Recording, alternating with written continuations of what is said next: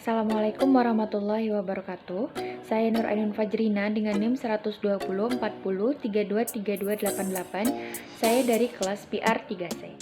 Baiklah, di video ini saya akan memberikan sebuah ayat Al-Quran dan juga hadis berkaitan dengan makalah kelompok kami yang berjudul Etika dalam 7 Perspektif. Jadi di dalam makalah itu dikatakan bagaimana cara kita beretika dalam berkomunikasi.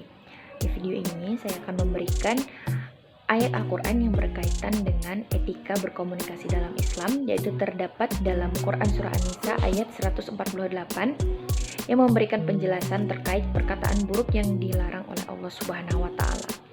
Adapun firman Surah An-Nisa ayat 148 yang berbunyi, A'udzubillahi minasyaitonirrajim, Bismillahirrahmanirrahim. Yuhibbullahu al-hajra bis-su'i minal qawli illa man zulima wa kana Allahu sami'an 'alima. Shadaqallahul 'azim. Yang artinya, Allah tidak menyukai perkataan buruk yang diucapkan secara terus-menerus, secara terus-terang kecuali orang yang dizalimi. Dan Allah Maha mendengar lagi Maha mengetahui. Menurut Ali Syabuni dalam Safwah At-Tafsir, perkataan buruk tidak disenangi oleh Allah Subhanahu wa Ta'ala. Kemudian, menurut Imam Suyuti dalam tafsir Jalalain, orang yang berkata buruk akan mendapat siksa dari Allah Subhanahu wa Ta'ala. Lalu ada hadis yang berkaitan dengan etika dalam berkomunikasi. Yang bunyi hadisnya adalah, barang siapa yang beriman kepada Allah dan hari akhir, hendaknya ia berkata baik atau diam. Hadis riwayat Bukhari nomor 5559. Dari hadis di atas dijelaskan bahwa perlakuan yang baik diberikan kepada orang lain berupa tutur kata yang baik atau menjaga lisan dari perkataan yang dapat menyinggung dan menyakiti perasaan orang lain adalah suatu bentuk keimanan kita dan penghambaan kita kepada Allah Subhanahu wa Ta'ala. Lalu Rasulullah Shallallahu Alaihi Wasallam bersabda lagi, yang lebih tua. Yahya berkata, maksudnya hendaknya yang lebih tua yang lebih dulu angkat bicara. Hadis riwayat Bukhari nomor 5677.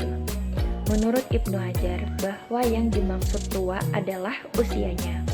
Selain itu, mempersilahkan berbicara terlebih dahulu kepada orang yang lebih tua usianya, yaitu apabila orang tersebut memiliki keilmuan dan pemahaman yang lebih atau biasa kita sebut dengan orang alim. Tetapi usia tidak menjamin seseorang sebagai alim, karena banyak pula orang yang masih muda tetapi memiliki pemahaman dan keilmuan yang mumpuni. Berdasarkan redaksi hadis di atas, dapat diketahui bahwa lisan merupakan sumber komunikasi yang mesti dijaga dan dipelihara dengan baik agar terhindar dari macam-macam keburukan. Salah satunya itu adalah debat. Oleh karena itu akan lebih utama apabila hal tersebut dihindari dan dijauhi. Nah, itulah tadi salah satu contoh ayat Al-Quran dan hadis yang berkaitan dengan etika komunikasi. Jadi kesimpulannya, kita khususnya sebagai orang Islam lebih baik kita menjaga lisan atau diam daripada kita mengeluarkan kata-kata atau hal-hal yang tidak penting, apalagi berdebat untuk hal yang tidak penting. Maka dari itu, hendaklah kita selalu membiasakan diri untuk menjaga lisan dan juga perkataan kita agar tidak menyakiti hati orang lain.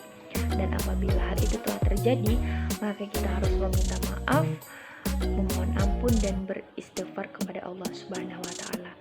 Demikianlah, apabila ada terdapat kesalahan, saya mohon maaf. Akhirul kalam. Wassalamualaikum warahmatullahi wabarakatuh.